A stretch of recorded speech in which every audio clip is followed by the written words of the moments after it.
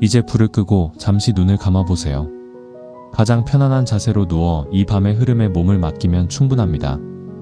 오늘 우리가 함께할 주제는 대륙의 운명을 놓고 격돌했던 두 남자 항우와 유방의 이야기입니다. 그들의 탄생부터 불꽃 같았던 생의 마지막 순간까지 우리는 그 긴 시간을 아주 세밀하게 따라갈 예정입니다. 복잡한 생각은 잠시 내려두고 그저 들려오는 목소리에 귀를 기울여 보세요. 수천 마리의 말발굽이 땅을 울리는 소리는 단순한 진동이 아니라 웅장한 제국이 내뱉는 숨 가쁜 고동 소리에 가깝게 들립니다. 기원전 210년 사막의 뜨거운 모래바람을 가르며 나아가는 진시황제의 행차는 그 자체로 압도적인 압박감이었습니다. 황금으로 치장된 수레바퀴가 덜컹거릴 때마다 길가에 엎드린 백성들은 숨조차 크게 쉬지 못했습니다. 그들의 코끝에 닿는 것은 황제의 권위를 상징하는 화려한 향료가 아니었습니다. 철갑을 두른 병사들이 뿜어내는 서리빨 같은 챈내와 말들의 거친 콧김뿐이었죠. 먼지 구름 너머로 언뜻 보이는 황제의 수레를 향해 수만 명의 시선이 바닥으로 내리꽂히던 그때 군중 속에서는 전혀 다른 두 갈래의 불꽃이 타오르고 있었습니다. 회계군 벌판에서 이 장엄한 광경을 지켜보던 한 청년이 있었습니다. 태생부터 남달랐던 기골과 눈 속에 두 개의 눈동자를 가진 항우는 옆에 서 있던 숙부 항량의 옷소매를 꽉 움켜쥐었습니다. 그의 두 눈동자에는 두려움 대신 서늘한 확신이 맺혔습니다. 저 자를 대신해 내가 그 자리에 앉을 수도 있겠다는 오만한 생각이 그의 뇌리를 스쳤죠. 숙부인 항량은 소스라치게 놀라 그의 입을 막았지만 이미 뱉어진 야망은 공기 중에 흩어져 사라지지 않았습니다. 항우에게 진시황제는 극복해야 할 산이자 조만간 무너뜨릴 사냥감에 불과했던 셈입니다. 제국의 수도 함양의 거리에서도 비슷한 시선이 황제의 행차를 쫓고 있었습니다. 해연의 말단 관리인 정장 신분으로 부역자들을 끌고 온 유방은 항우와는 사뭇 다른 표정을 지었죠. 그는 침을 꿀꺽 삼키며 중얼거렸습니다. 사내대 짱부라면 마땅히 저 정도는 되어야지 않겠느냐는 그의 말은 순수한 갈망이 섞인 감탄이었습니다. 항우가 칼날 같은 적개심으로 황제를 보았다면 유방은 마치 구름 위의 존재를 우러러보는 듯한 묘한 동경을 느꼈던 것이죠. 제국은 가장 강력해 보이는 순간에 이미 내부에서부터 균열의 징조를 보이고 있었습니다. 하지만 영원할 것 같던 황제의 생명은 그 여정의 끝에서 허망하게 사그라졌습니다. 진시황제가 죽음을 맞이한 순간 제국의 공기는 순식간에 차갑게 식어버렸죠. 환관 조고와 승상 이사는 황제의 죽음을 철저히 숨겼습니다. 한여름의 열기 속에 황제의 시신이 썩어가며 풍기는 악취를 감추기 위해 술에 가득 소금에 절인 생선을 실어 냄새를 덮었다는 이야기는 당시 권력의 중심부가 얼마나 기만적이었는지를 잘 보여줍니다. 부패하는 시신 곁에서 천하를 주무를 음모가 피어났고 황태자 부소 대신 어리석은 호해가 제위에 오르며 진나라는 스스로 파멸의 길을 걷기 시작했죠. 법과 사상에 기초한 진나라의 통치체제는 효율적이었으나 너무나 가혹했습니다. 법의 그물망은 백성들의 숨통을 조였고 단 한 번의 실수도 용납하지 않는 엄격함은 도리어 체제의 내구성을 갉아먹고 있었죠. 기한 내에 목적지에 도착하지 못하면 무조건 사형에 처한다는 법 규정은 결국 돌이킬 수 없는 폭발의 도화선이 되었습니다. 진승과 오광이라는 두 농민이 이끄는 무리가 장대비가 쏟아지는 진흙탕 속에서 결단을 내린 것이죠. 어차피 늦어서 죽을 목숨이라면 싸우다 죽는 것이 낫지 않겠느냐는 그들의 외침은 억눌려 있던 천하의 분노를 깨우는 신호탄이 되었습니다. 이 소식은 들불처럼 번져나갔습니다. 서슬 퍼런법의 지배 아래서 바들바들 떨던 백성들이 가슴 속에 숨겨둔 무기를 꺼내들기 시작했죠. 특히 과거 초나라의 영광을 기억하던 이들에게 항시 가문의 부활은 기다려온 복음과도 같았습니다. 항량과 항우는 회계군수 은통을 단칼에 베어 넘기며 거병의 기치를 올렸습니다. 항우가 휘두르는 칼날 아래서 수십 명의 호위병이 추풍낙엽처럼 쓰러질 때 사람들은 전설 속의 치우천왕이 강림한 듯한 전율에 휩싸였습니다. 그의 손에 들린 군수의 머리는 단순히 한 관리의 죽음이 아닙니다. 진나라가 세운 질서의 종말을 선언하는 상징이었죠. 비슷한 시각, 해연의 늪지대에서도 기이한 사건이 벌어지고 있었습니다. 부역자들을 이송하던 유방은 어차피 기한을 맞추기 불가능하다는 것을 깨닫고 사람들을 풀어주었죠. 그가 술에 취해 길을 가던 중 길을 가로막은 백사를 칼로 베어 죽였다는 전설은 그가 단순히 운 좋은 한량이 아니라 하늘의 뜻을 품은 인물로 격상되는 계기가 되었습니다. 그를 따르기로 한 수백 명의 장정들은 늪지대의 습한 공기 속에서도 유방이라는 남자가 가진 묘한 매력에 이끌렸습니다. 번쾌의 도사룡 칼과 소아의 치밀한 행정력이 결합하며 해안의 작은 집단은 제법 단단한 군사 조직의 형태를 갖추어 갔습니다. 천하는 이제 각지에서 일어난 군웅들의 각축장이 되었습니다. 과거 6나라의 후예들이 저마다 왕을 자처하며 일어났고 진나라의 군대는 이 반란의 물결을 막기 위해 처절한 진압작전을 펼쳤죠. 그러나 이미 민심은 제국을 떠난 지 오래였습니다. 세금은 가혹했고 부역은 끝이 없었으며 법은 오로지 처벌을 위해서만 존재했으니까요. 항우의 강렬한 파괴력과 유방의 유연한 포용력은 이 혼란의 소용돌이 속에서 각자의 방식으로 세를 불려나갔습니다. 항량의 군대에 합류한 항우는 전투마다 선봉에 서서 적의 간담을 서늘하게 했습니다. 그의 등 뒤에는 항상 초나라의 복수를 외치는 성난 민중들의 함성이 따랐죠.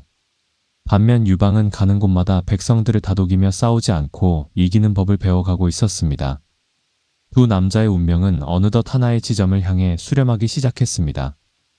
바로 진나라의 심장부인 관중으로 가는 길이었죠. 초나라의 명목상 군주였던 의제는 공표했습니다. 누구든 먼저 함양에 입성하여 진나라를 무너뜨리는 자를 관중의 왕으로 삼겠다고 말이죠. 이 선언은 항우의 가슴에 승부욕을, 유방의 가슴에 야망을 심어주기에 충분했습니다. 항우는 정예병을 이끌고 험준한 전선으로 뛰어들어 정면 돌파를 선택했고, 유방은 장량이라는 희대의 책사를 만나 한 발 앞서 서쪽으로 나아가는 우회로를 택했습니다. 이들의 경쟁은 단순히 영토를 차지하기 위한 싸움이 아니었습니다. 한 시대를 끝내고 새로운 질서를 누가 세울 것인가를 묻는 역사의 질문이었죠. 항우의 칼끝이 진나라 주력 부대의 목을 겨누고 있을 때 유방의 발걸음은 이미 황제가 머물던 궁궐의 그림자 근처에 닿아 있었습니다. 시린 가을 바람이 불어오던 날 함곡관을 향해 진격하는 군사들의 발소리가 육중한 해일처럼 대륙을 뒤덮었습니다. 거친 숨을 몰아쉬며 전장을 누비던 항우의 눈에 저 멀리 함양에서 피어오르는 연기가 보였습니다. 설마 그 한량이 나보다 먼저 도착했을 리 없다는 불길한 예감이 스쳤죠. 그의 손에 쥔 창대가 부러질 듯 힘이 들어갔습니다. 말머리를 돌려 서쪽을 향해 포효하는 그의 목소리가 대기를 찢어발겼습니다.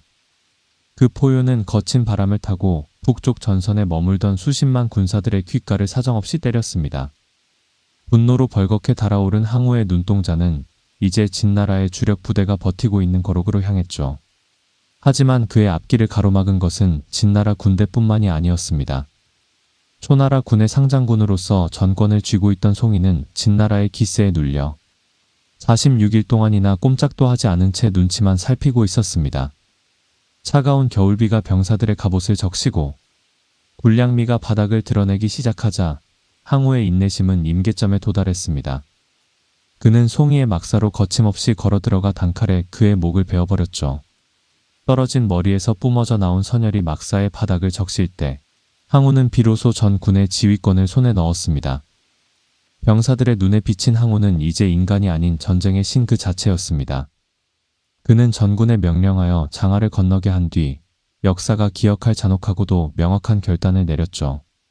강을 건너자마자 타고 온 배를 모두 강물 속으로 가라앉히고 밥을 지을 솥을 모조리 깨뜨려 버린 것입니다. 병사들에게 허락된 것은 단 3일치의 비상식량뿐이었죠. 돌아갈 배도 밥을 지을 솥도 없는 극한의 상황에서 병사들이 선택할 수 있는 것은 오직 승리하여 적의 군량을 뺏거나 그 자리에서 죽는 것뿐이었습니다. 파부 침주의 처절한 결의가 전장을 지배하는 순간 초나라 군대의 살기는 대기를 얼어붙게 만들었습니다. 거룩을 포위하고 있던 진나라의 명장 장안과 왕리는 당황할 수밖에 없었습니다. 죽음을 각오하고 달려드는 초나라 병사 한 명은 진나라 병사 10명을 상대하고도 남을 기세를 뿜어냈으니까요. 항우는 선봉에서 육중한 창을 휘두르며 적진의 중심부로 파고들었습니다. 그가 지나가는 자리마다 붉은 분수가 솟구쳤고 비명은 말발굽 소리에 묻혀 사라졌죠. 성벽 위에서 이 광경을 지켜보던 제후들의 군대는 소름이 돋아 감히 움직일 엄두조차 내지 못했습니다. 그들은 항우의 군대가 진나라의 철갑기병을 종이장처럼 찢어발기는 모습을 보며 숨을 죽였습니다. 이것은 피해 축제에 가까운 학살이자 새로운 시대의 주인이 누구인지를 선포하는 제의와도 같았습니다. 진나라의 군사체제는 이 압도적인 무력 앞에 속절없이 무너져 내렸습니다. 사실 진나라 군대의 강점은 엄격한 법과 완벽한 보급체계에 있었으나 중앙정부의 혼란으로 보급로가 끊기자 그들은 급격히 무력해졌죠. 장안은 필사적으로 저항했지만 배후에서 들려오는 환관조고의 모함 소식은 그의 투지를 꺾어버렸습니다. 전장에서는 항우가, 조정에서는 조고가 진나라의 기둥을 갉아먹고 있었던 겁니다. 결국 천하를 호령하던 진나라의 20만 대군은 항우 앞에 무릎을 꿇고 항복을 선언했습니다. 항우는 승리자로서 제후들의 군대를 거느리고 관중을 향해 진격하기 시작했죠. 그의 등 뒤로 거록의 들판은 시신과 부서진 병기들로 가득 차 끝을 알 수 없는 황량함을 자아냈습니다. 비슷한 시각, 남쪽 경로를 택한 유방의 행보는 항우와는 극명한 대조를 이루고 있었습니다. 유방은 칼보다는 장량의 머리와 소화의 치밀함을 앞세워 나아갔죠. 그는 무리하게 성을 공격하기보다 항복을 권유했고 진나라의 가혹한 통치에 지친 지방 관리들의 마음을 얻는 데 주력했습니다. 유방이 무관을 통과할 때 그가 마주한 것은 처절한 전투의 흔적이 아니었습니다. 길을 열어주는 진나라 관리들의 조심스러운 눈길이었죠. 유방은 그들에게 약탈을 금지하고 민심을 달래며 마치 안개처럼 서서히 진나라의 심장부로 스며들고 있었습니다. 하지만 유방의 내면에서도 불안의 소용돌이는 멈추지 않았습니다. 북쪽에서 항우가 거둔 신화적인 승리 소식은 매일같이 첩보를 통해 전달되었으니까요. 유방은 장량에게 물었습니다. 우리가 정말 저 괴물 같은 항우보다 먼저 함양에 들어갈 수 있겠느냐고 말이죠. 장량은 차분한 목소리로 대답했습니다. 무력은 땅을 얻지만 덕은 사람을 얻는 법이라고 말입니다. 유방은 그 말을 되새기며 패상의 진을 쳤습니다. 저 멀리 진나라의 상징인 함양성의 높은 벽이 노을을 받아 붉게 타오르고 있었죠. 진나라의 마지막 황제 자영은 이미 대세를 짐작하고 있었습니다. 그는 조고를 죽이고 직접 옥새를 챙겨 유방의 진영으로 향할 준비를 마쳤죠. 소복을 입고 목에 밧줄을 감은 채 수레를 끄는 황제의 모습은 한때 세상을 발 아래 두었던 대제국의 비참한 종말을 대변하고 있었습니다. 유방은 성문에 다다라 말에서 내렸습니다. 그의 눈앞에는 화려한 궁궐의 기와가 번뜩였고 공기 중에는 긴 세월을 이어온 제국의 향취가 진동했죠. 그는 천천히 성문 안으로 발을 내디뎠습니다. 함양에 입성한 유방의 군대 앞에는 상상조차 할 수 없는 보물과 미색들이 가득했습니다. 평소 주색을 즐기던 유방의 눈이 휘둥그레진 것은 어찌 보면 당연한 일이었죠. 그는 잠시 황제의 침소에 누워 그 안락함을 즐기고 싶다는 유혹에 빠졌습니다. 그러나 번쾌가 거친 목소리로 간언하고 장량이 냉철하게 상황을 짚어주자 그는 정신을 가다듬었습니다. 지금 이 보물들을 건드리는 순간 뒤따라오는 항우의 분노를 감당할 수 없을 것임을 직감한 셈입니다. 유방은 궁궐의 모든 창고를 봉인하고 군대를 성 밖 패상으로 물렸습니다. 그리고 그는 진나라 백성들을 모아놓고 단 3가지만을 약속했습니다.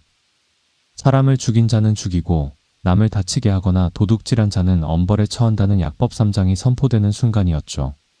수만 명의 백성이 환호하며 유방을 진정한 왕으로 추대하기 시작했습니다. 진나라의 가혹한 법전에 신음하던 이들에게 유방의 간결한 법은 구원이자 새로운 희망이었습니다. 민심의 거대한 파도가 유방을 감싸 안으며 태연의 작은 건달은 어느새 천하의 주인이 될 자격 증명을 마치고 있었습니다. 그 평화로운 환호성 뒤편에서 폭풍이 다가오고 있었습니다. 거록에서 승리한 항우가 40만 대군을 이끌고 함곡관 앞에 도착한 것이죠. 항우는 성문이 닫혀있는 것을 보자마자 경노했습니다. 감히 유방 따위가 내 앞길을 막으려 한단 말이냐는 그의 외침은 주위 산천을 울렸습니다. 그는 즉시 함곡관을 부수고 함양을 향해 진격했습니다. 항우의 머릿속에는 유방을 향한 배신감과 자신의 공을 가로채려 한다는 의심이 불꽃처럼 타올랐습니다. 항우의 책사범증은 이 기회를 놓치지 않았습니다. 유방의 기운이 범상치 않으니 지금 당장 싹을 잘라야 한다고 항우를 다그쳤죠. 항우는 홍문에 진을 치고 유방을 향해 칼날을 세웠습니다. 밤 공기는 차갑게 식어갔고 양측 진영 사이에는 팽팽한 긴장감이 흘렀습니다. 유방은 막사 안에서 장량의 얼굴을 살폈습니다. 장량은 어둠 속에서 조용히 검은고를 만지며 내일 벌어질 운명의 만찬을 준비하고 있었습니다. 항우의 진영에서 들려오는 거친 군가 소리가 유방의 막사 천장을 흔들고 있었죠. 장량은 조용히 일어나 밖으로 나갔습니다. 그는 하늘에 떠 있는 달을 보며 이 거대한 대륙의 주인이 바뀔 순간이 머지않았음을 느꼈습니다. 다음 날 아침, 유방은 단 수십 명의 호위병만을 거느리고 홍문을 향해 출발했습니다. 그것은 죽음을 향한 행진일 수도 혹은 천하를 얻기 위한 가장 위험한 도박일 수도 있었죠. 항우의 진영 입구에서 번뜩이는 창날들이 유방의 목을 겨누었습니다. 유방은 깊은 숨을 내쉬며 항우의 막사 입구에 섰습니다. 막사 입구를 가로막은 투박한 창날이 유방의 가슴팍 앞에서 싸늘한 금소금을 내며 엇갈렸습니다. 유방은 본능적으로 멈춰 섰고 등 뒤를 따르던 장량과 번쾌의 손은 자신도 모르게 병기 손잡이로 향했죠. 하지만 유방은 애써 미소를 지으며 떨리는 숨을 삼켰습니다. 여기서 한 걸음이라도 물러서거나 나약함을 보인다면 그것은 곧 패배이자 파멸이라는 사실을 직감했기 때문입니다. 그는 천천히 고개를 들어 웅장한 초나라의 깃발이 휘날리는 하늘을 올려다보았습니다. 불과 며칠 전까지만 해도 그는 함양의 화려한 아방궁 안에서 대륙의 주인이 된 듯한 기분에 젖어 있었습니다. 아방궁의 대들보는 금방이라도 쏟아져 내릴 듯한 보석으로 치장되어 있었고 공기 중에는 수천 명의 궁녀가 내뿜는 진한분 내음이 가득했죠. 유방이 처음 그 호화로운 침소에 발을 들였을 때 그는 자신이 폐연의 정장이었다는 사실조차 잊을 뻔했습니다. 비단 유의 부드러움과 산의 진미의 향취는 그의 이성을 마비시키기에 충분했습니다. 하지만 장량의 준엄한 꾸짖음과 번쾌의 투박한 진언은 그를 다시 냉혹한 현실로 불러내었죠. 궁궐의 화려함을 뒤로하고 패상으로 군대를 물린 유방의 결단은 단순히 항우의 눈치를 본 것이 아니었습니다. 방대한 진나라 체제가 왜 무너졌는지에 대한 본질적인 통찰에서 비롯된 행동이었죠. 진나라는 법으로 세상을 옥죄었으나 그 법에는 사람의 온기가 없었습니다. 유방은 이를 파고들었습니다. 그가 선포한 약법 3장은 복잡한 법조문으로 백성들을 올가매는 대신 인간의 가장 기본적인 권리와 안전을 보장하는 선언이었습니다. 살인과 상해, 절도만을 금지하는 이 명료한 원칙은 수백 년간 이어져온 법가적 억압을 단번에 무너뜨리는 파괴력을 발휘했습니다. 함양의 백성들은 이 파격적인 대우에 진심으로 감동했습니다. 그들은 유방을 위해 소를 잡고 술을 내오며 그가 진정한 왕이 되기를 간절히 바랐죠. 유방은 백성들의 환대를 받으며 비로소 무력이 아닌 민심이 권력의 진정한 뿌리임을 깨달았습니다. 하지만 이런 평화로운 풍경은 항우가 이끄는 초나라, 대군이 함곡관 앞에 도착했다는 소식에 순식간에 깨져버렸습니다. 항우의 군대는 단순한 승리자라기보다 복수심에 타오르는 시뻘건 해일에 가까웠습니다. 그들은 앞을 가로막는 모든 것을 잿더미로 만드는 재앙 그 자체였죠. 항우가 함곡관에 이르기 직전 저지른 신안의 대학살은 온 천하를 소름 끼치게 만들었습니다. 항복한 20만 명의 진나라 군사를 산채로 땅에 묻어버린 그 잔인함은 항우라는 인물이 가진 양면성을 여실히 보여줍니다. 그는 영웅이었으나 동시에 파괴자였고 승리를 위해서라면 인간의 생명 따위는 안중에도 없었던 겁니다. 흙 속에 파묻히며 울부짖던 20만 명의 비명은 항우의 귀에는 달콤한 승전가로 들렸을지도 모릅니다. 하지만 그 비명은 진나라 백성들에게 유방이라는 피난처를 더욱 절실하게 만드는 촉매제가 되었죠. 함곡관의 문이 닫혀있는 것을 본 항우의 경로는 하늘을 찔렀습니다. 그는 유방이 자신을 배신했다고 확신했습니다. 내가 천하의 주력군을 상대하며 피를 흘리는 동안 저 간사한 유방이 빈집을 털어 왕 노릇을 하려 하는구나. 항우의 일갈은 산천을 울렸고 그의 40만 대군은 단숨에 함곡관을 부수고 함양의 코앞인 홍문까지 들이닥쳤습니다. 당시 항우의 기세는 그 누구도 막을 수 없는 광풍과도 같았기에 유방의 진영 내부에서도 걷잡을 수 없는 동요가 일어났죠. 이 위기의 순간에 유방의 진영에서 밀고자가 나왔습니다.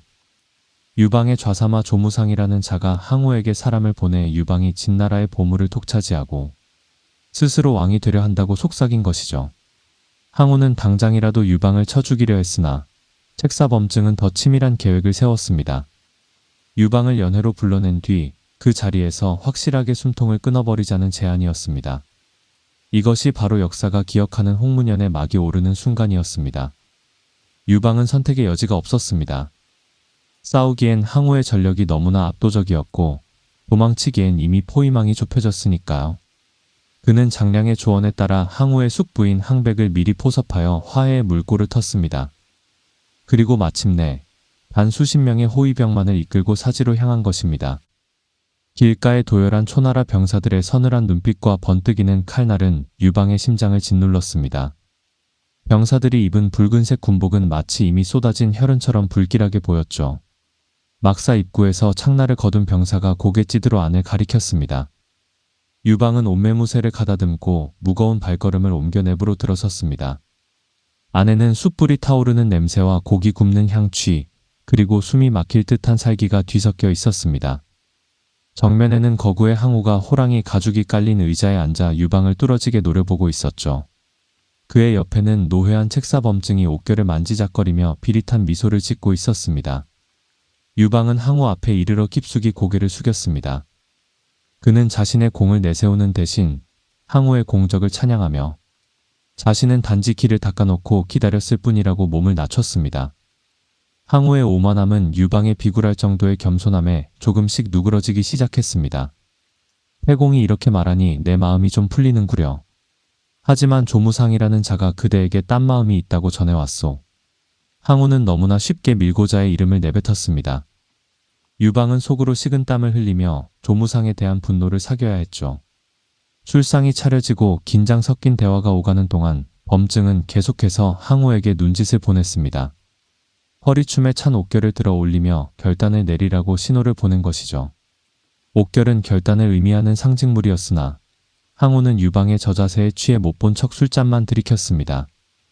초조해진 범증은 결국 항우의 사촌 동생 항장을 불러냈습니다. 연회의 흥을 돋우기 위해 칼춤을 추다가 자연스럽게 유방의 목을 베라는 은밀한 지령이 떨어졌습니다. 항장의 칼날이 허공을 가르며 날카로운 소리를 냈습니다. 춤사위는 화려했으나 그 끝은 언제나 유방의 목줄기를 향하고 있었죠. 유방의 안색이 창백해졌고 옆에 앉아있던 항백이 이를 눈치채고 자신도 칼을 뽑아 들고 일어났습니다. 춤은 혼자 추는 것보다 둘이 추는 것이 제맛이죠. 항백은 유방을 자신의 몸으로 가로막으며 항장의 칼날을 교묘하게 쳐냈습니다. 좁은 막사 안에서 두 개의 칼날이 부딪힐 때마다 불꽃이 튀었고 그 불꽃은 유방의 눈동자 속에서 절망의 불씨가 되어 타올랐습니다. 날카로운 금소금이 공기를 찢는 찰나 막사 바깥에서 거친 고함과 함께 육중한 가죽 커튼이 힘없이 뜯겨나갔습니다. 방패를 앞세운 채 병사들을 밀쳐내고 난입한 이는 유방의 호위무사 번쾌였죠. 그의 눈은 부릅떠져 있었고 헝클어진 머리카락은 마치 분노한 사자의 갈기처럼 곤두서 있었습니다. 칼춤을 추던 항장과 항백의 움직임이 멈췄고 막사 안의 모든 시선이 이거구의 사내에게 꽂혔습니다. 항우는 칼자루를 쥐며 몸을 반쯤 일으켰지만 번쾌의 기백이 예사롭지 않음을 직감하고는 이내 흥미롭다는 듯 입꼬리를 올렸습니다. 저자는 누구냐? 항우의 묵직한 목소리에 장량이 서둘러 답했습니다. 태공의 참승 번쾌라며 몸을 낮췄지만 번쾌는 항우를 똑바로 쳐다보며 물러서지 않았죠. 항우는 그의 기계가 마음에 들었는지 장사라 칭찬하며 커다란 술잔에 가득 담긴 술과 생돼지 다리 하나를 내주었습니다. 번쾌는 방패를 바닥에 눕혀 도마 사마칼로 고기를 썰어 입에 넣었고 단숨에 술을 들이켰습니다. 그 모습은 마치 전장의 포식자와 같았습니다. 그는 항우를 향해 유방의 공로를 역설하며 진나라의 가혹함을 경계해야 한다고 일갈했습니다. 항우는 이 당당한 무사의 기세에 압도된 듯 별다른 대꾸를 하지 못한 채 다시 자리에 앉았을 뿐입니다. 긴장감이 정점에 달했던 순간 유방은 기회를 놓치지 않았습니다. 술 기운을 핑계 삼아 뒷간에 다녀오겠다며 자리에서 일어났죠.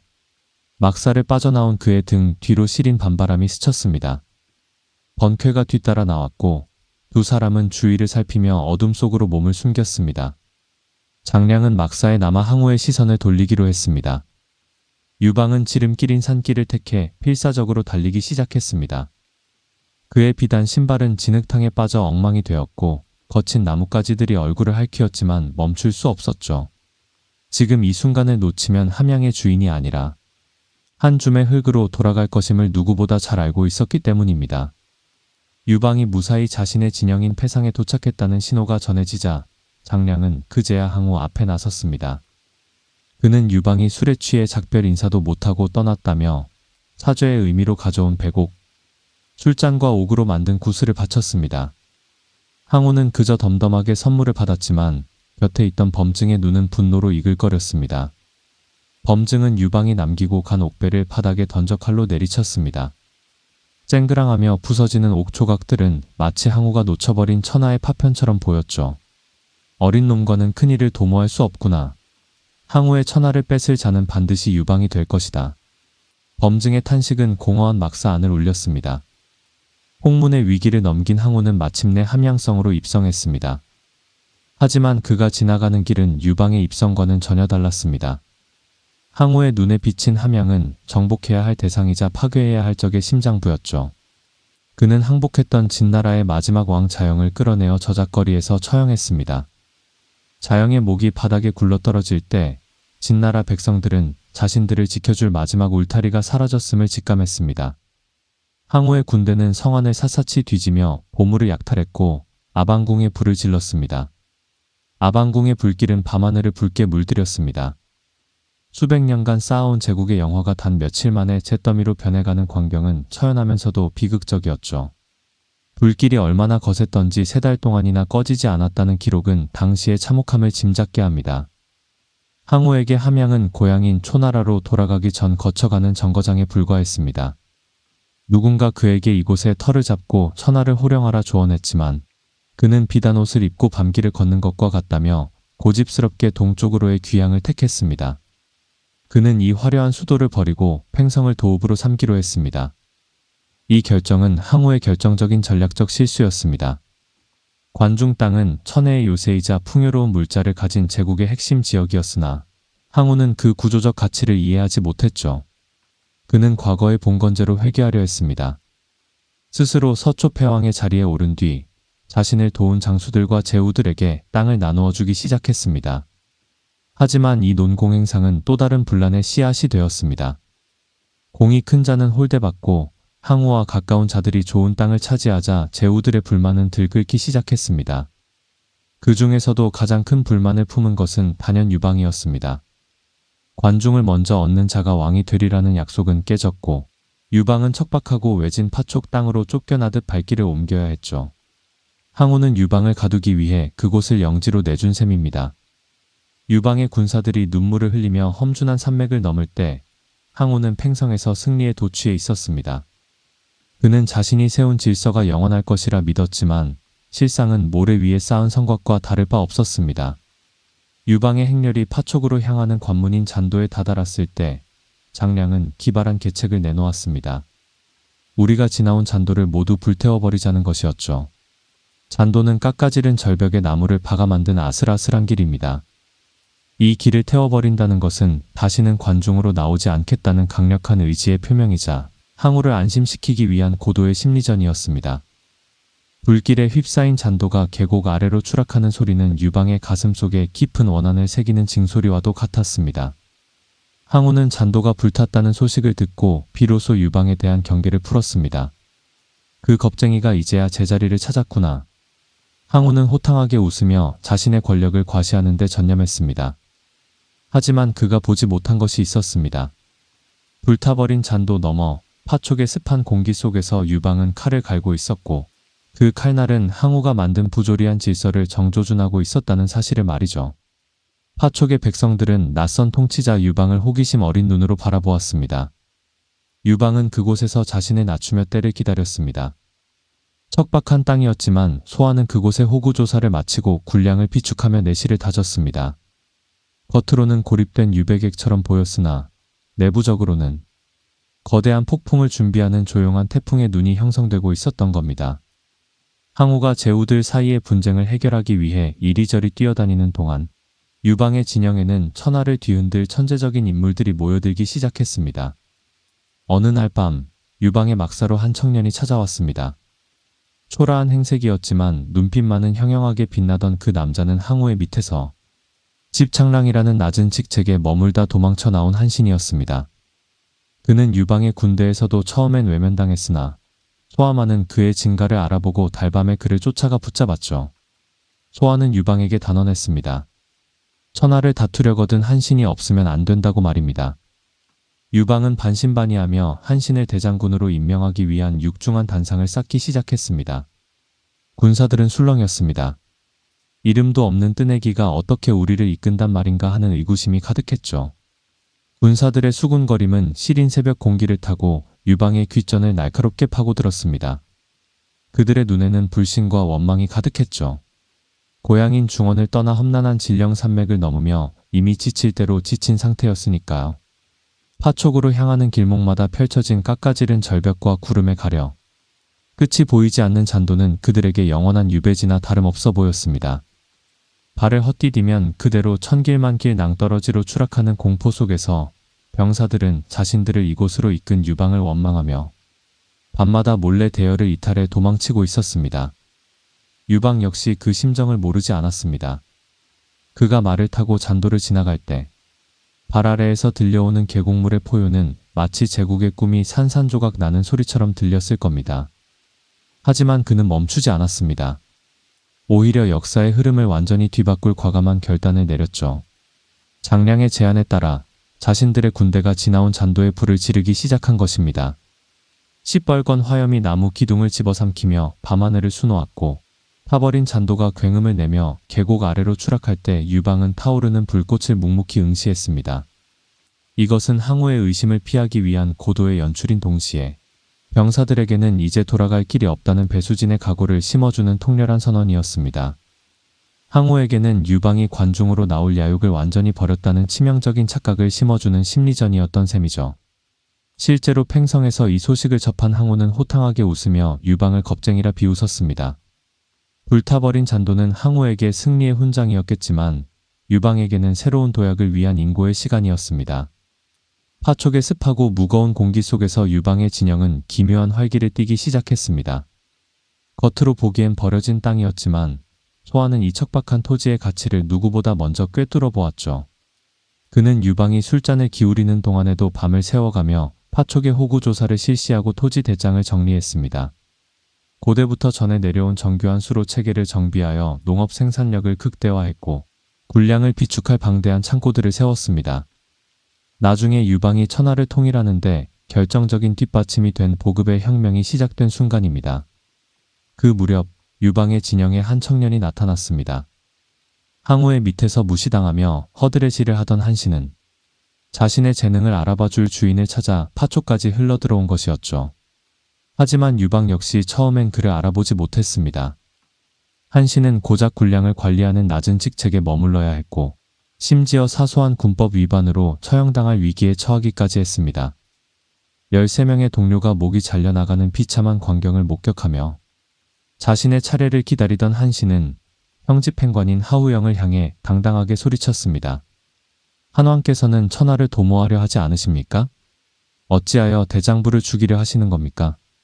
이 짧고도 강렬한 한마디가 하우영의 마음을 움직였고 결국 한신은 목숨을 건졌을 뿐만 아니라 소아와 운명적인 만남을 갖게 되었습니다. 소아는 한신과 대화를 나누며 소름이 돋는 것을 느꼈죠. 그동안 만났던 그 어떤 장수와도 비교할 수 없는 원대한 전략과 치밀한 전술안이 한신의 머릿속에 들어 있었습니다. 소아는 확신했습니다. 이 산에야말로 항우라는 육중한 산을 무너뜨릴 유일한 창이 될 것임을 말입니다. 그러나 유방은 여전히 미온적이었습니다. 한신이 다시 실망하여 파촉을 떠나려 하자 소아는 예복을 챙길 겨를도 없이 달밤에 말을 달려 그를 쫓아갔죠. 소아가 사라졌다는 소식에 유방은 자신의 오른팔을 잃은 듯 절망했지만 다음 날 흙먼지를 뒤집어 쓰고 한신을 데려온 소아를 보며 경악했습니다. 국사무상, 이 세상에 둘도 없는 선비입니다. 그를 얻지 못하면 왕께서는 평생 파촉의 왕으로 늙어 죽을 것입니다. 소아의 간절한 외침에 유방은 마침내 결단을 내렸습니다. 대장군 임명식 날 파촉의 광장에는 육중한 단상이 세워졌습니다. 조참과 번쾌 같은 백전 노장들은 자신들 중 한 명이 대장군이 될 것이라 믿으며 가슴을 펴고 있었죠. 하지만 유방의 부름을 받고 단상 위로 올라온 인물은 뜻밖에도 젊고 초라한 행색의 한신이었습니다. 광장은 순식간에 찬물을 끼얹은 듯 정적에 휩싸였고 군사들의 눈에는 당혹감과 분노가 서렸습니다. 저런 애송이가 우리의 목숨을 책임진단 말인가 하는 노골적인 불만이 공기 중에 떠돌았죠. 한신은 그 모든 시선을 한 몸에 받으며 천천히 단상 중앙으로 나아갔습니다. 그의 발걸음에는 추호의 망설임도 없었습니다. 그는 유방을 마주 보고 서서 천하를 가로지르는 원대한 지도를 마음속으로 펼쳐 보였습니다. 항우의 강점인 무력이 오히려 그의 발목을 잡을 것이며 민심을 잃은 패왕의 질서는 곧 무너질 것이라는 그의 분석은 섬뜩할 정도로 정확했습니다. 유방은 한신의 말을 들으며 온몸에 전율이 흐르는 것을 느꼈죠. 그것은 단순히 전략을 듣는 것이 아니라 닫혀있던 천하의 문이 열리는 소리를 직접 목격하는 것과 같았습니다. 임명식이 끝나고 한신은 즉시 군사훈련에 돌입했습니다. 그는 오합지졸에 가깝던 파촉의 군대를 철저한 규율로 다시 세웠습니다. 명령에 죽고 명령에 사는 군대를 만들기 위해 그는 때론 잔혹할 정도의 엄격함을 보였지만 병사들과 똑같이 흙바닥에서 잠을 자며 그들의 마음을 사로잡았습니다. 한신이 휘두르는 지휘봉 끝에서 병사들의 함성은 창끝보다 날카로워졌고 파촉의 험한 산세는 이제 그들에게 장벽이 아니라 최적의 훈련장이 되었습니다. 한편 장량은 관중 땅에서 암약하며 항우의 눈을 가리는 정보를 계속해서 흘렸습니다. 제나라에서 일어난 반란 소식을 항우의 귀에 더 크게 들리게 했고 유방은 그저 파촉에서 농사나 지으며 안주하고 있다는 거짓 정보를 심어주었죠. 항우는 동쪽의 반란을 진압하기 위해 관중을 비우고 떠났습니다. 이것은 유방과 한신이 기다려온 절호의 기회였습니다. 어느덧 파촉에도 가을바람이 불어왔고 곡식은 풍성하게 연그러 창고마다 가득 찼습니다. 한신은 유방에게 진격을 건의했습니다. 불타버린 잔도를 수리하는 척하며 항우의 수하들을 유인하는 동안 실제 주력 부대는 아무도 예상하지 못한 험준한 진창의 고갯길을 넘어 관중으로 들이닥친다는 명수잔도 암도 진창의 계책이 실행에 옮겨졌죠. 군사들의 발걸음은 소리 없이 낙엽을 밟으며 산맥을 넘었습니다. 그들이 다시 관중 평야를 마주했을 때 지평선 너머로 보이는 것은 예전에 보았던 절망이 아니었습니다. 승리를 향한 뜨거운 갈망이었죠.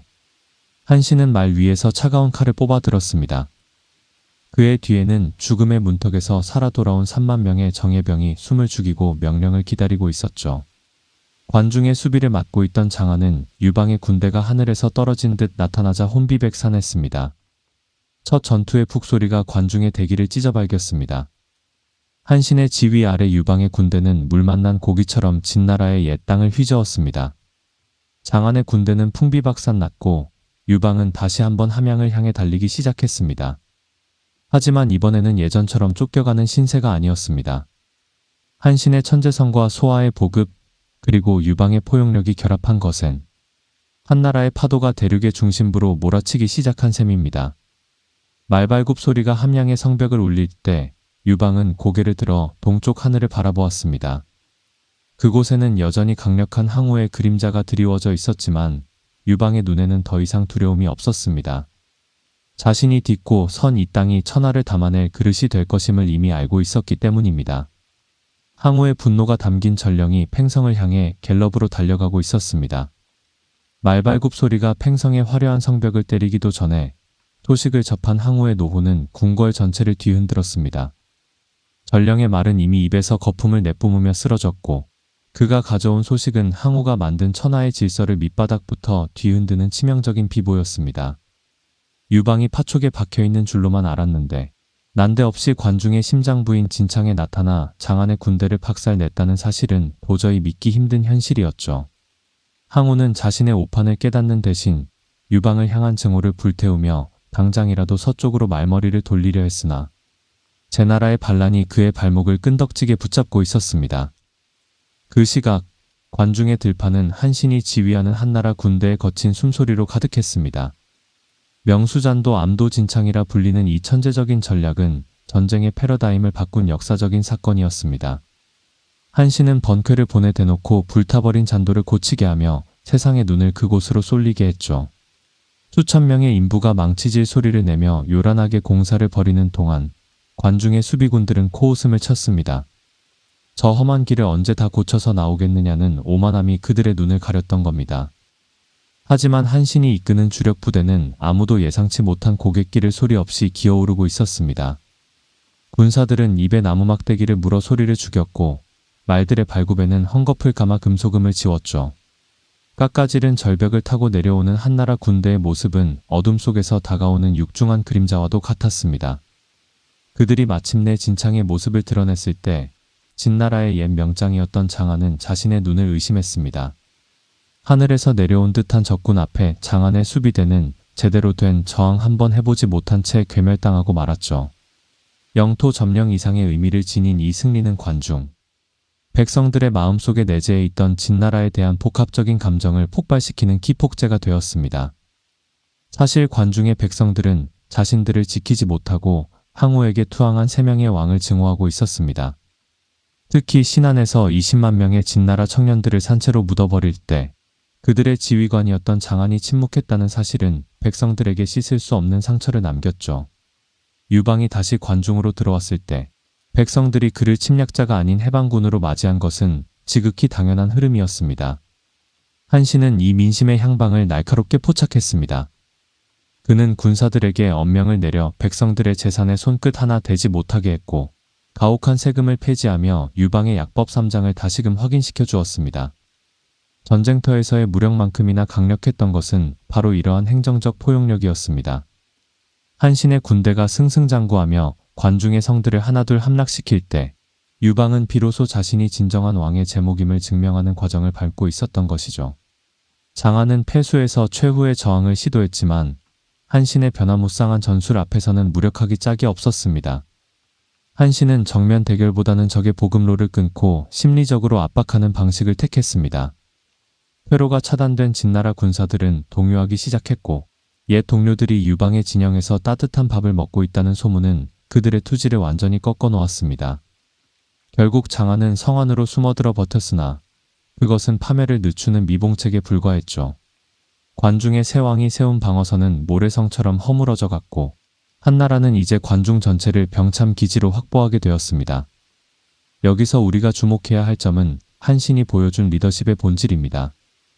그는 과거의 명성에 기대지 않았고 오로지 실력과 데이터에 기반한 전쟁을 수행했습니다. 항우가 개인의 무용과 카리스마로 병사들을 휘둘렀다면 한신은 지형과 날씨, 병사들의 심리 상태를 치밀하게 분석했습니다. 소아가 후방에서 끊임없이 보내주는 군량은 한신의 천재적인 전술을 현실로 만드는 든든한 기반이 되었죠. 파촉의 풍요로운 농산물이 수로를 타고 관중으로 흘러들어올 때 한나라 군대의 기세는 그 어떤 제후국도 감히 넘볼 수 없는 수준에 도달했습니다. 유방은 관중을 완전히 평정한 뒤 항우와의 전면전을 준비하기 위해 군사들을 재정비했습니다. 그는 이제 더 이상 패연의 건달이나 파촉의 유배객이 아니었습니다. 제국의 심장부를 차지한 정당한 통치자로서 천하의 제후들에게 경문을 보냈죠. 항우가 의제를 시해한 불충한 자임을 만천하에 알리고 정의의 이름으로 그를 단죄하겠다는 명분을 세운 것입니다. 이 경문은 대륙 곳곳으로 퍼져나갔고 항우의 오만함에 지쳐있던 제후들의 마음을 흔들기 시작했습니다. 하지만 전쟁은 이제부터가 진짜 시작이었습니다. 동쪽에서 제나라의 반란을 어느 정도 수습한 항우가 유방의 북상 소식을 듣고 본진을 휘몰아쳐 오고 있었으니까요. 항우의 기병대가 뿜어내는 흙먼지는 지평선을 가득 메웠고 그 소리는 땅이 갈라지는 듯한 진동을 동반했습니다. 항우는 자신이 직접 임명한 관중의 왕들이 허망하게 무너진 것에 치를 떨며 유방의 목을 베어 자신의 자존심을 회복하겠다고 맹세했습니다. 유방의 참모진들 사이에서도 긴장감이 감돌았습니다.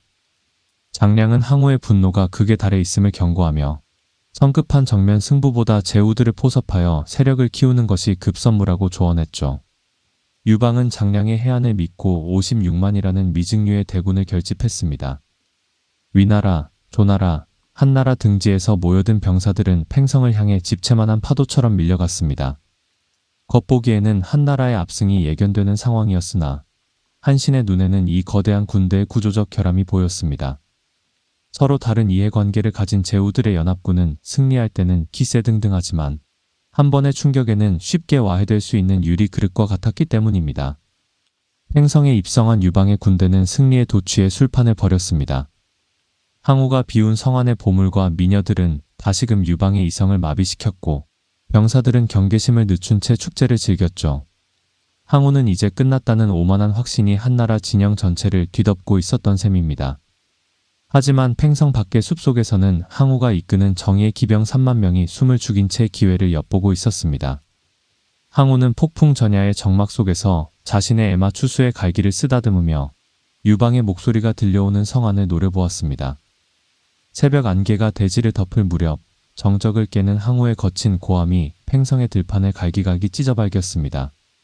3만 명의 초나라 기병은 마치 번개처럼 한나라의 대군을 향해 돌진했죠. 56만 명이라는 숫자는 좁은 지형에서 오히려 독이 되었습니다. 갑작스러운 습격에 놀란 병사들은 무기를 챙기기도 전에 서로 엉켜 쓰러졌고 항우의 칼날은 자비 없이 한나라 병사들의 목을 가로질렀습니다. 팽성의 거리는 순식간에 피의 바다로 변했고 유방의 꿈은 단 하룻밤 만에 악몽으로 바뀌었습니다. 아비규환의 현장에서 유방은 가까스로 목숨을 건져 도망치기 시작했습니다. 그의 등 뒤로는 항우의 기병들이 내뿜는 살기가 바짝 추격해오고 있었죠. 유방은 자신이 가졌던 모든 것을 잃어버린 듯한 절망 속에서 필사적으로 말채찍을 휘둘렀습니다. 승리의 환호성이 채 가시기도 전에 찾아온 이 참혹한 대패는 전쟁의 신, 항우가 유방에게 보내는 서늘한 경고장이었습니다. 유방의 수레바퀴가 진흙탕에 빠져 헛돌 때마다 그의 심장은 터질 듯이 요동쳤습니다. 진흙탕에 빠진 수레바퀴는 비명 같은 마찰음을 내며 헛돌았고 뒤를 쫓는 초나라 기병들의 말발굽 소리는 이제 귓전을 때릴 만큼 가깝게 다가왔습니다. 유방은 공포에 질린 눈으로 뒤를 돌아보았죠. 지평선을 가득 메운 흙먼지 속에서 항우의 붉은 깃발이 사신처럼 펄럭이고 있었습니다. 유방은 다급하게 수레에 함께 타고 있던 어린 자식들을 밀쳐냈습니다.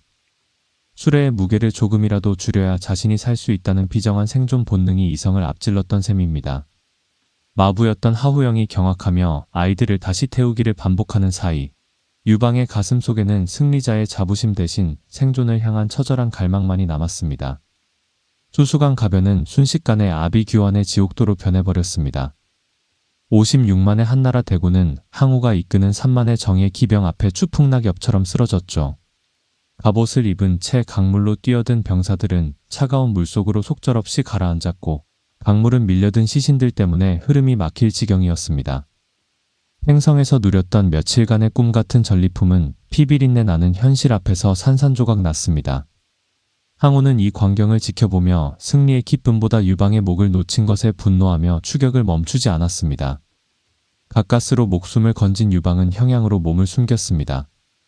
형양은 당시 천하의 군량이 모이는 오창이라는 광활한 곡창지대를 끼고 있는 요충지였죠. 유방은 이곳에서 무너진 군대를 추스르고 다시금 항전의 의지를 다졌습니다.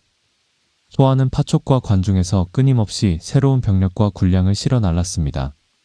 소아가 없었다면 유방의 한나라는 팽성 대패 이후 역사 속으로 증발했을지도 모릅니다. 소아는 징집할 수 있는 모든 인원을 동원했고 노약자들까지 보급로에 투입하며 유방의 등 뒤를 든든하게 받쳤죠. 하지만 전선의 상황은 여전히 암담했습니다. 항우의 초나라 군대는 형양을 겹겹이 포위하고 숨통을 조여왔습니다. 항우는 압도적인 무력으로 한나라의 보급로를 타격했고 유방은 성벽 뒤에 숨어 하루하루를 연명하는 처지가 되었죠. 매일 아침 성벽 위로 쏟아지는 초나라의 화살은 한나라 병사들의 투지를 갉아먹었습니다. 유방은 장량에게 탄식하듯 물었습니다. 우리가 정말 이 포위망을 뚫고 살아남을 수 있겠느냐고 말이죠. 장량은 대답 대신 서쪽을 가리켰습니다. 아직 한신이 북쪽에서 새를 불리고 있으며 소아의 보급로가 살아있는 한 기회는 반드시 온다는 믿음이었습니다. 이 교착 상태 속에서 유방은 자신의 한계를 절감했습니다. 정면 대결로는 도저히 항우를 이길 수 없다는 사실을 뼈저리게 느꼈던 겁니다. 이때 유방의 곁으로 은밀하게 다가온 인물이 바로 진평이었습니다. 진평은 장량과는 또 다른 결을 가진 책사였죠. 장량이 거시적인 전략과 명분을 중시했다면 진평은 적의 내부를 갉아먹는 치밀하고 어두운 지략에 능했습니다. 그는 유방에게 거액의 황금을 요구했습니다. 그 황금으로 초나라 진영의 유언비어를 퍼뜨려 항우와 그의 유일한 스승이자 책사인 범증 사이를 갈라놓겠다는 이간책이었습니다. 항우는 본래 의심이 많은 성격이었습니다. 그는 자신의 무력을 과신했기에 타인의 조언을 듣는 것에 익숙하지 않았죠. 진평은 이 약점을 정확히 파고들었습니다. 초나라 진영에 흘러들어간 소문은 항우의 귀를 자극했습니다. 범증이 유방과 내통하며 천하를 나누려 한다는 터무니없는 이야기는 항우의 오만한 마음속에서 의심의 싹으로 자라났습니다.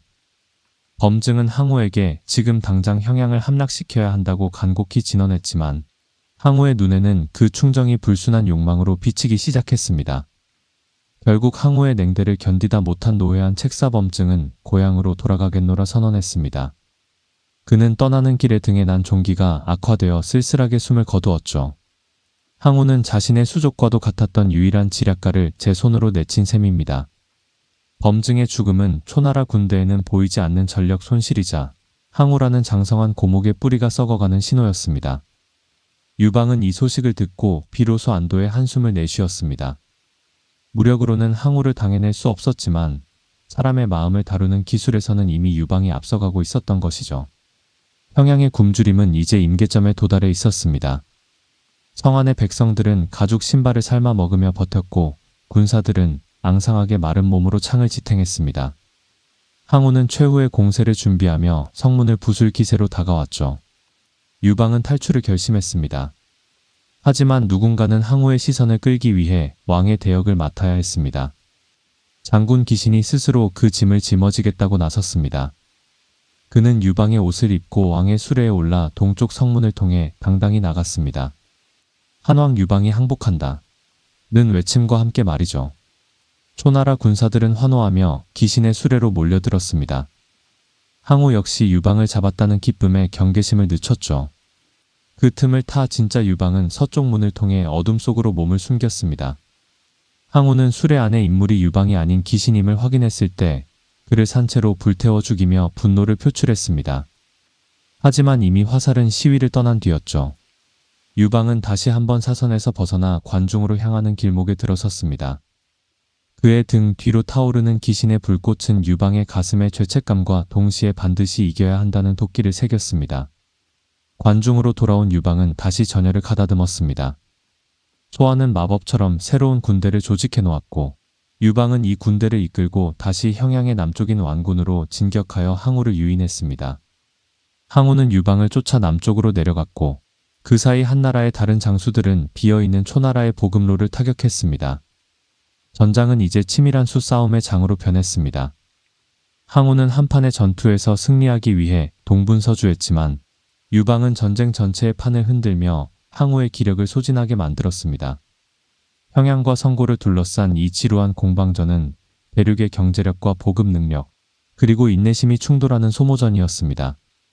항우의 초나라 병사들은 계속되는 승리에도 불구하고 먹을 것이 없어 지쳐갔고 유방의 한나라 병사들은 패배를 거듭하면서도 끊임없이 보충되는 인력 덕분에 끈질기게 버텼습니다. 이것은 군사적 천재가 구조적 한계 앞에 무너져가는 비극적인 전조였습니다. 항우는 형양을 다시 함락시키고 유방의 아버지를 인질로 잡아 솥에 삶아 죽이겠다고 협박했습니다. 하지만 유방은 눈 하나 깜빡이지 않고 대답했습니다. 우리는 형제의 의를 맺었으니 내 아버지는 곧 당신의 아버지요.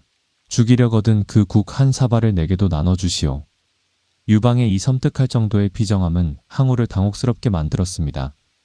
항우는 칼을 든 장수였지만 유방은 천하를 담보로 도박을 거는 정치가였습니다. 싸늘한 가을서리가 형양의 들판을 덮을 무렵 두 진영 사이에는 팽팽한 긴장감이 감돌았습니다. 항우는 단 한 번의 회전으로 유방을 끝장내고 싶어 했지만 유방은 깊은 해자를 파고 성벽을 높이며 결코 밖으로 나오지 않았습니다. 항우의 창끝은 견고한 성벽에 막혀 무뎌졌고 그의 등 뒤로는 한신이 조나라와 위나라를 평정했다는 비보가 연이어 날아들고 있었습니다. 이제 역사의 무게 중심은 조금씩 확실하게 서쪽에서 동쪽으로 이동하고 있었습니다. 유방은 성벽 위에서 저 멀리 항우의 진영을 바라보며 장량에게 나지막이 말했습니다. 저 사자의 기운이 다해가는 것이 보이는구려. 장량은 대답 대신 남쪽 하늘을 가리켰습니다.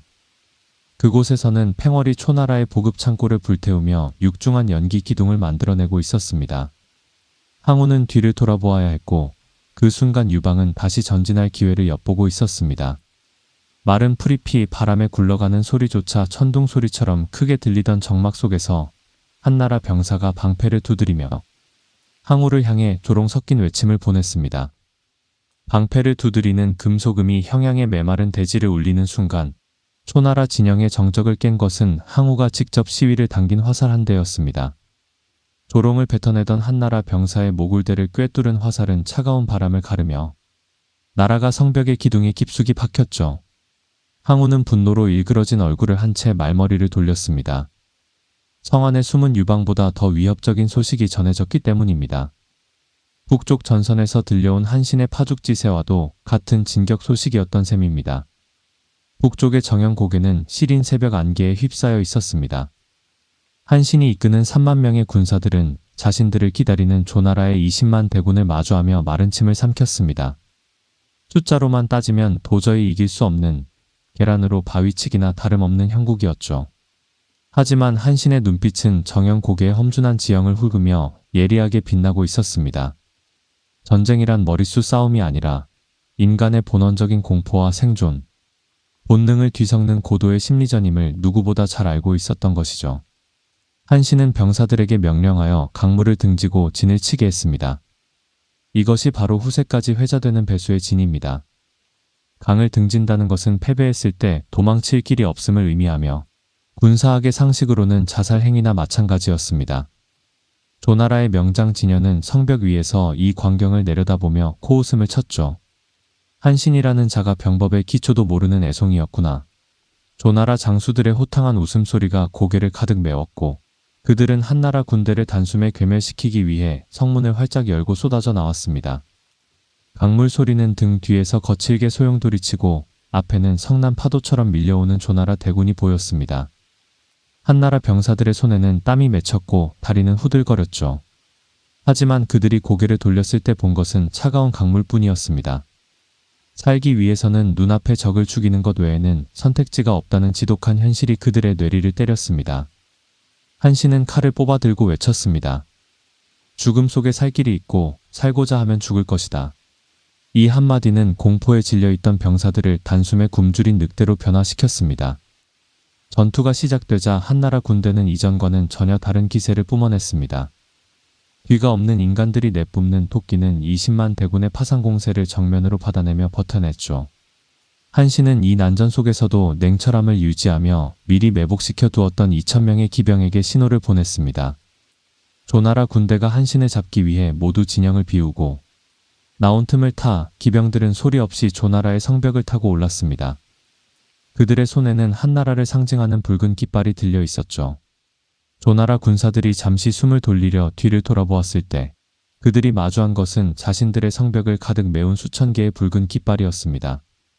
아니, 벌써 성이 함락되었단 말이냐는 비명이 조나라 진영 전체로 번져나갔습니다. 심리적인 붕괴는 무력의 붕괴보다 훨씬 빨랐습니다. 성이 점령당했다는 착각에 빠진 조나라 병사들은 대열을 이탈해 도망치기 시작했고 한신은 이 기회를 놓치지 않고 총공격을 퍼부었습니다. 정형의 들판은 순식간에 조나라 병사들의 선열로 붉게 물들었습니다. 이 전투의 승리는 한신이라는 인물을 천하의 지략가로 우뚝 세운 계기가 되었습니다. 한신은 생포된 조나라의 모사 이저거를 극진히 대접하며 물었습니다. 어떻게 하면 위와 조를 넘어 연나라와 제나라까지 평정할 수 있겠소? 이저거는 한신의 겸손함에 감동하여 답했습니다. 싸우지 않고 이기는 것이 최상입니다. 조나라를 얻은 기세를 몰아 사자를 보내 연나라를 위협하고 그 뒤에 제나라를 압박하십시오. 한신은 이 조언을 받아들여 단 한 방울의 피도 흘리지 않고 연나라의 항복을 받아내는 기염을 토했습니다. 하지만 한신의 승전보가 들려올수록 유방의 마음 한구석에는 미묘한 불안감이 싹트고 있었습니다. 자신이 보낸 군대를 이끌고 북쪽을 평정하며 스스로의 왕국을 건설해 나가는 한신의 성장은 든든한 지원군인 동시에 잠재적인 위협이었기 때문입니다. 권력의 속성이란 본래 한 지붕 아래 두 태양을 허용하지 않는 법입니다. 유방은 한신의 군대를 수시로 빼앗아 자신의 전선에 투입하며 그를 견제하려 했지만 한신은 그때마다 새로운 병사들을 모집해 다시금 승리를 일궈냈습니다. 전쟁의 흐름은 이제 유방이 의도한 방향대로 흘러가기 시작했습니다. 한신이 북쪽에서 제나라까지 평정하며 항우의 배후를 완전히 차단했을 때 초나라의 보급로는 끊어졌고 항우의 고립은 가속화되었습니다. 제나라의 물자는 이제 유방의 한나라를 지탱하는 탄탄한 병참 기지가 되었죠. 이 과정에서 한신은 유방에게 한 통의 서신을 보냅니다.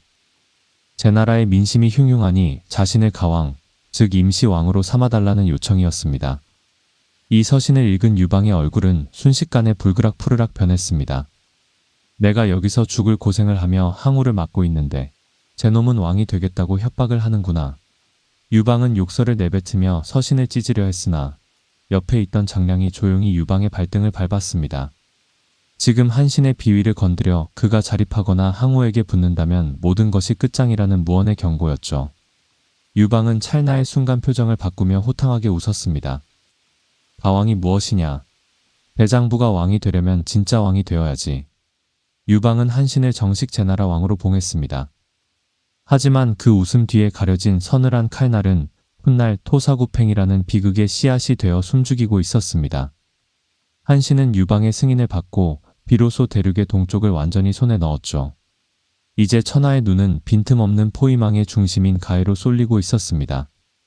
항우는 자신의 뒤를 지켜주던 제후국들이 하나둘 유방의 깃발 아래로 모여드는 것을 보며 생애 처음으로 패배의 그림자를 느꼈습니다.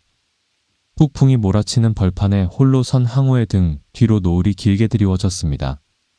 그의 애마 추수가 불길한 듯 앞발을 구르며 콧김을 내뿜었죠. 항우는 멀리서 들려오는 북소리를 향해 고개를 돌렸습니다. 그 북소리는 한신의 군대가 제나라를 넘어 항우의 심장부를 향해 다가오는 최후의 진군 신호였습니다. 제나라 왕의 관을 쓴 한신이 이끄는 수십만 대군이 지평선을 가득 메우며 다가오고 있었고 그들의 창끝은 오로지 한 사람, 서초패왕의 가슴을 겨누고 있었습니다. 추수의 콧김이 밤안개를 가르며 하얗게 흩어질 때 항우의 손가락은 부러질 듯 창대를 움켜쥐었습니다. 눈앞에 펼쳐진 수만 개의 횃불은 지상의 별들이 아닙니다. 자신을 집어삼키려는 불귀신들의 눈동자처럼 보였죠. 지독한 피로가 갑옷의 무게를 더하며 어깨를 짓눌렀습니다.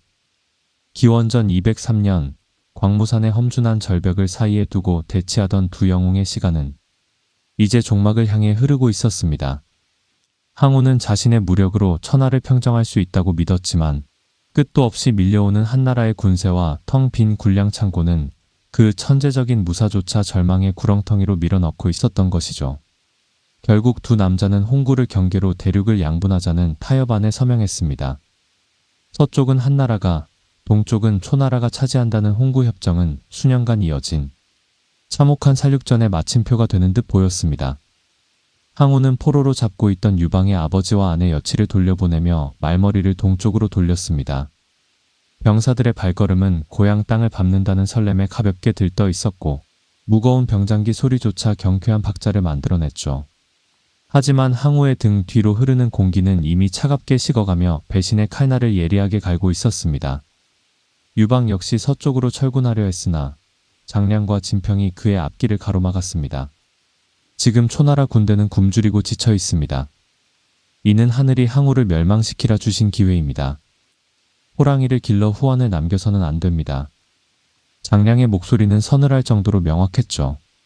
유방은 잠시 망설였습니다. 협정을 맺고 돌아서는 적의 뒤를 치는 것이 도의에 어긋난다는 생각보다 항우의 반격에 대한 공포가 그의 발목을 잡았던 겁니다. 그러나 정치는 도덕이 아닌 생존의 영역임을 그는 누구보다 잘 알고 있었습니다. 유방은 군대를 돌려 항우의 뒤를 쫓기 시작했습니다. 이 결정은 초안 전쟁의 명운을 가른 결정적인 승부수였습니다. 항우는 자신이 믿었던 약속이 깨졌다는 사실에 치를 떨며 군대를 멈춰 세웠죠. 고릉에서 벌어진 첫 번째 추격전에서 항우는 여전히 매서운 호랑이의 발톱을 드러냈습니다. 유방의 군대는 항우의 정면 돌파에 다시 한번 풍비박산나며 성벽 뒤로 숨어들어야 했죠. 항우의 무력은 여전히 공포 그 자체였습니다. 유방은 당황하여 장량을 바라보았습니다. 약속했던 한신과 팽월의 지원군이 도착하지 않았기 때문입니다. 여기서 유방의 유연한 현실 감각이 빛을 발했습니다.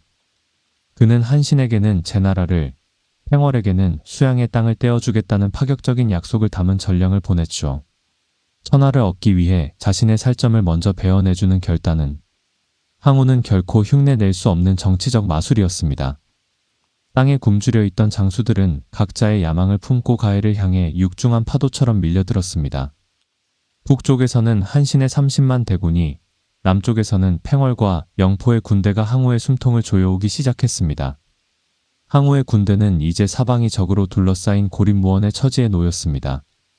고향인 초나라로 향하던 길은 끊겼고 보급로는 이미 한나라 장수들의 칼날 아래 잿더미로 변해버렸죠.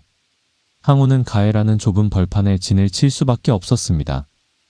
가해의 지형은 방어하기엔 용이했으나 회로가 막히면 그대로 광활한 무덤이 될 수 있는 함정이었습니다.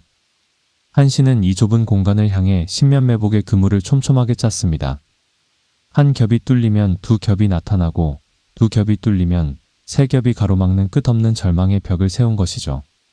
밤이 깊어가자 가해의 들판에는 수십만 개의 횃불이 장관을 이루었습니다. 유방과 한신의 연합군은 무려 40만에서 60만에 육박하는 미증유의 대군이었죠. 그들이 내뱉는 숨소리만으로도 대지가 들썩이는 듯 했습니다. 반면 항우의 곁에 남은 군사는 고작 10만 남짓이었습니다. 굶주림과 추위는 칼날보다 더 매섭게 초나라 병사들의 살을 파고들었죠. 항우는 막사 안에서 촛불을 바라보며 깊은 상념에 빠졌습니다. 자신의 용맹함이 부족했던 것인지 아니면 하늘이 자신을 버린 것인지 알 수 없는 회한이 밀려왔습니다. 항우의 군대 구조는 패왕 한 사람의 카리스마에 지나치게 의존하는 형태였습니다.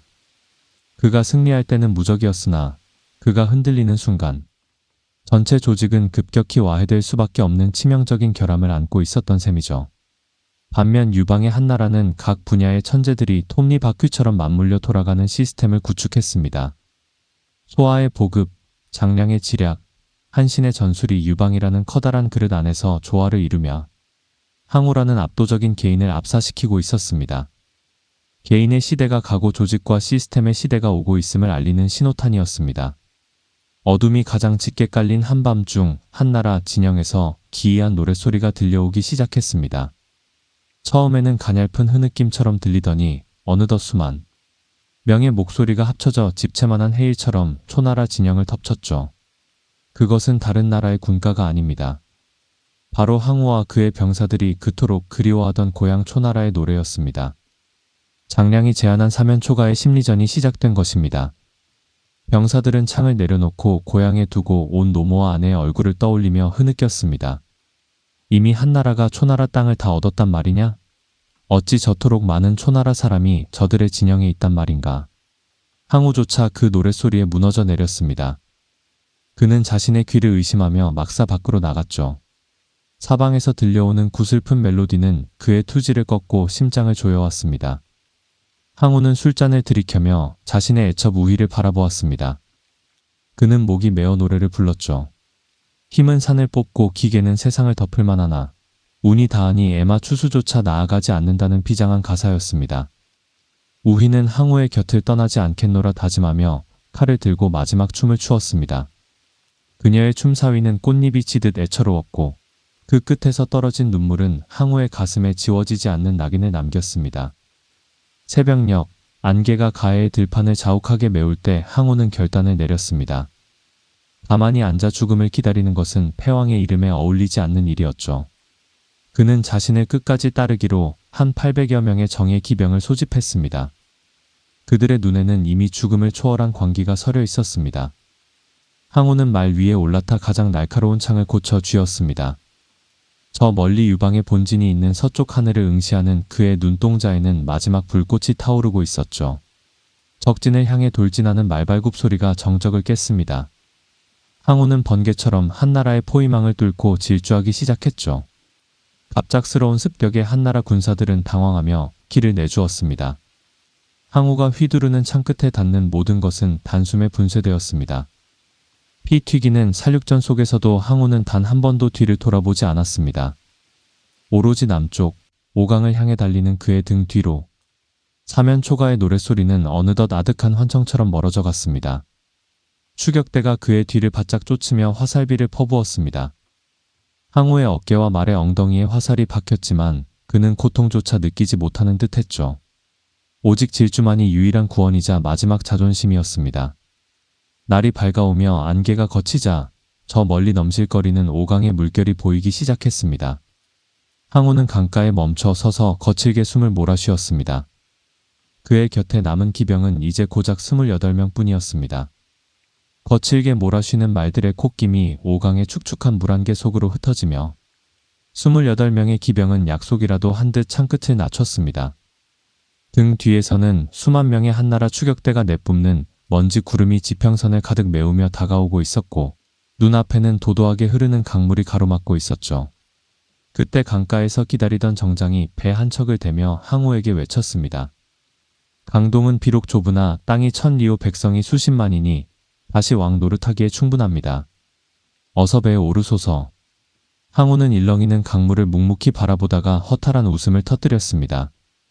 그 웃음소리는 강바람에 섞여 비장한 울림을 만들어냈죠. 하늘이 나를 망하게 하려는데 내가 건너가서 무엇하겠느냐. 강동의 자제 8,000명과 함께 서쪽으로 왔거늘 이제 단 한 명도 살아 돌아가지 못하니 내가 무슨 면목으로 그들의 부모를 보겠는가. 항우는 자신의 애마 추수를 정장에게 넘겨주었습니다.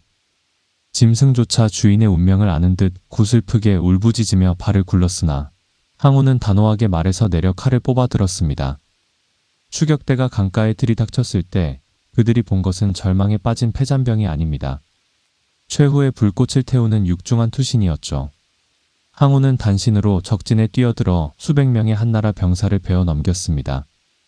그의 갑옷은 이미 붉은 피로 젖어 본래의 색을 잃었고 휘두르는 칼날은 부러질 듯 비명을 지르고 있었죠. 하지만 수적인 열쇠는 어찌할 도리가 없는 자연의 섭리와도 같았습니다. 온몸에 수십 발의 화살이 박히고 기력이 다해갈 무렵 항우는 적군 무리 속에서 낯익은 얼굴 하나를 발견했습니다. 과거 자신의 밑에 있었던 염화통이었습니다. 항우는 가쁜 숨을 몰아쉬며 입가에 묻은 피를 닦아냈습니다. 내가 나의 옛 친구가 아니더냐. 내 머리에 천금의 현상금과 만호의 봉읍이 걸려있다 하니 내 너에게 큰 선물을 하나 주마. 말이 끝나기 무섭게 항우는 스스로 자신의 목에 칼을 그었습니다. 한 시대를 풍미했던 서초 패왕의 거구가 오강의 모래바람 위로 쓰러지는 순간 천하를 찢어밟길 듯했던 전쟁의 굉음이 거짓말처럼 멈췄습니다. 한나라 병사들은 항우의 시신을 차지하기 위해 짐승처럼 달려들었습니다. 서로 시신의 일부를 챙겨 공을 세우려 다투는 그 비참한 광경은 영웅의 종말치고는 너무나 허망했죠. 멀리서 이 광경을 지켜보던 유방의 마음속에는 승리의 환희보다 정체를 알 수 없는 공허함이 밀려왔습니다. 수년 동안 자신의 공포에 떨게 했던 그 육중한 벽이 무너졌지만 그것은 동시에 자신의 삶을 지탱하던 가장 강력한 적수가 사라졌음을 의미했기 때문입니다. 전쟁이 끝나고 기원전 202년 유방은 정도에서 제후들의 추대를 받아 마침내 황제의 자리에 올랐습니다. 한나라라는 새로운 제국의 서막이 열리는 순간이었죠. 화려한 면류관을 쓰고 옥좌에 앉은 유방의 눈앞에는 피 튀기는 전장이 아니라 황폐해진 국토와 굶주린 백성들이라는 더 큰 숙제가 놓여 있었습니다. 그는 진나라의 가혹한 법률을 폐지하고 무위이치의 정치를 표방하며 제국의 기초를 다지기 시작했습니다. 하지만 권력의 정점은 전쟁터보다 더 서늘한 배신의 칼날이 숨겨진 곳이기도 했죠. 제국이 안정되어 갈수록 유방의 시선은 자신과 함께 천하를 얻었던 공신들에게로 향했습니다. 특히 국사무쌍이라 칭송받던 한신은 유방에게 가장 든든한 방패인 동시에 언제 터질지 모르는 시한폭탄과도 같았습니다. 전쟁이 끝난 뒤 제나라 왕에서 초나라 왕으로 옮겨진 한신은 이미 모든 군사권을 빼앗긴 상태였습니다. 그는 자신의 집 마당을 거닐며 토사구팽, 즉 사냥이 끝나면 사냥개를 삶아 먹는다는 비정한 권력의 생리를 뼈저리게 느끼고 있었죠. 유방은 한신이 반란을 꾀한다는 고발을 빌미로 그를 체포했습니다. 한신은 포박당한 채 유방을 뚫어지게 바라보며 탄식했죠. 과연 사람들의 말대로 항우가 죽으니 나도 쓸모가 없어졌구나. 유방은 차마 한신을 죽이지 못하고 회음 후로 강등시켜 곁에 두었으나 이미 두 사람 사이의 신뢰는 회복할 수 없는 강을 건넌 상태였습니다. 한신은 병을 핑계로 입궐하지 않았고 마음속에는 천하를 주름잡던 대장군으로서의 자존심과 현재의 처지에 대한 울분이 뒤섞여 썩어가고 있었습니다. 결국 유방이 북쪽 전선으로 출정한 사이 황후 여친은 소아와 짜고 한신을 궁궐로 유인했습니다. 한신은 평생의 은인이었던 소아의 부름을 의심하지 않았고 그것이 자신의 마지막 걸음이 될 것임을 꿈에도 몰랐죠. 궁궐 깊숙한 곳에서 한신은 비참하게 살해당했습니다. 한나라 군대의 상징이자 전쟁의 천재였던 사내는 그렇게 이름 없는 병사들의 손에 숨을 거두었습니다. 이 소식을 들은 유방은 슬퍼하면서도 한편으로는 안도하는 묘한 표정을 지었다고 전해집니다. 유방의 만년은 끊임없는 반란의 진압과 공신들의 숙청으로 점철되었습니다. 방대한 제국을 유지하기 위해 그는 자신이 아끼던 동료들을 하나둘 쳐내야 했고, 그 과정에서 그가 느낀 고독은 항우가 가해에서 느꼈던 그것과 크게 다르지 않았을 겁니다. 그는 고향 폐연을 지나며 대풍가를 불렀습니다. 구름은 흩어지고 바람은 드세니 천하를 평정한 영웅이 고향에 돌아와 용맹한 장사들을 얻어 사방을 지키고 싶다는 간절한 소망이 담긴 노래였습니다. 하지만 세월의 무게는 황제조차 피할 수 없었습니다. 화살에 맞은 상처가 악화되어 침상에 누운 유방은 의원의 치료를 거부했죠.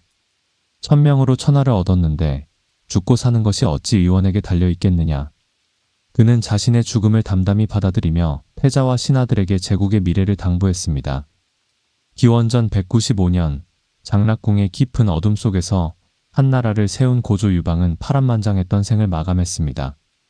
초안지의 방대한 서사는 두 영웅의 죽음으로 막을 내렸지만 그들이 남긴 유산은 동아시아의 정체성을 형성하는 뿌리가 되었습니다.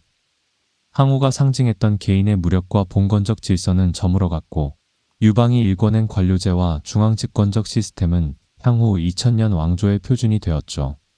우리가 쓰는 한자나 한족이라는 명칭 역시 이 시기의 승리자인 한나라에서 비롯된 것입니다. 오강의 물결은 여전히 흐르고 팽성의 들판에는 잡초만이 무성합니다. 하지만 패왕의 포효와 유방의 야망은 여전히 역사의 행간 속에 살아 숨쉬며 우리에게 묻고 있습니다. 진정한 승리란 무엇이며 권력이라는 탐욕스러운 괴물 앞에서 인간은 어떤 선택을 해야 하는지를 말이죠. 별빛이 쏟아지는 밤, 초안지의 페이지를 덮을 때 들려오는 것은 마침표가 아니라 또 다른 시작을 알리는 말발굽 소리일지도 모릅니다.